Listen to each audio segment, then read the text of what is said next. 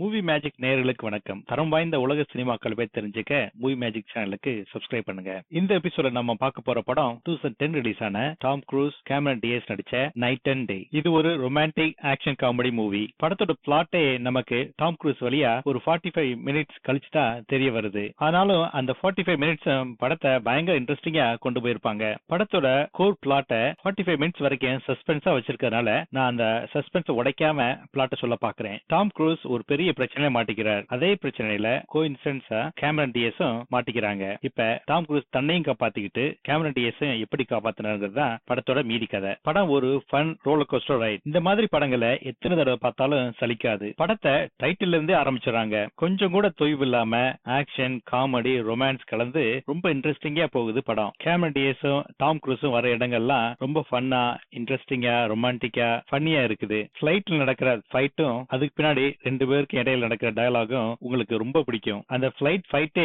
ரொம்ப காமெடியா இருக்கும். ஒருத்தையும் படக்கூடாத இடத்துல கத்திய வீச அதை டக்குன்னு தடுத்துட்டு அதிர்ச்சியை கீழே பார்த்துட்டு நாட் கூல் அப்படிங்குவாரு டாம் க்ரூஸ். ஃபிளைட்டுக்குள்ள தீவிரமா டாம் க்ரூஸ் சண்டை போட்டுக்கிட்டு இருக்க கேமரன் டியஸ் பாத்ரூம்ல இருப்பாங்க. கேமரன் டியஸ் பாத்ரூம் விட்டு வெளியே வர்றப்ப டாம் க்ரூஸ் கூலா 2 ஷாம்பைன் கிளாஸஸ் வச்சுட்டு வெயிட் பண்ணிட்டு இருப்பாரு. கேமரன் டியஸ் பைலட்ஸ் எங்கன்னு கேட்க அதுக்கு டாம் க்ரூஸ் ரொம்ப கூலா தே ஆர் டெட் அப்படிங்குவாரு. கேமரன் டியஸ் அதிர்ச்சியாகி யார் கொன்னது அப்படின்னு கேட்க நான் தான் ஷூட் பண்ணேன் அப்படின்னு டாம் க்ரூஸ் சொல்லுவாரு. டாம் க்ரூஸ் ஜோக் அடிக்கிறார் நினைச்சுக்கிட்டு கேமரன் டியஸ் சிரிப்பாங்க. ஒரு கார் சேஸ் சீன்ல கேமரன் டியஸ் பின் சீட்ல இருந்து காரை ஓட்டிட்டு இருப்பாங்க. அவங்களால ஸ்டீரிங் மட்டும் தான் பிடிக்க முடியும். அப்ப காரோட ஹூட்டல்ல வந்து உழுகிற டாம் க்ரூஸ் கேமரன் டியஸ பார்த்து ஜூன் நீ ரொம்ப அழகா இருக்க, நீ போட்டிருக்க ட்ரெஸ் ரொம்ப அழகா இருக்குன்னு சொல்லி அவளை வர்ணிச்சுக்கிட்டு இருப்பார். அது மட்டும் இல்லாம June please open the door அப்படின்னு சொல்லி கேமரன் டியஸ்க்கு பதட்டத்தை ஏற்படுத்தாம கூலா சொல்லிட்டு இருப்பார். எவ்வளவு பெரிய பிரச்சனை வந்தாலும் அலட்டிக்காம பந்தா இல்லாம ரொம்ப சாதாரணமா ஹேண்டில் பண்ற டாம் க்ரூஸோட கூல் டிமீனர் தான் இந்த படத்தோட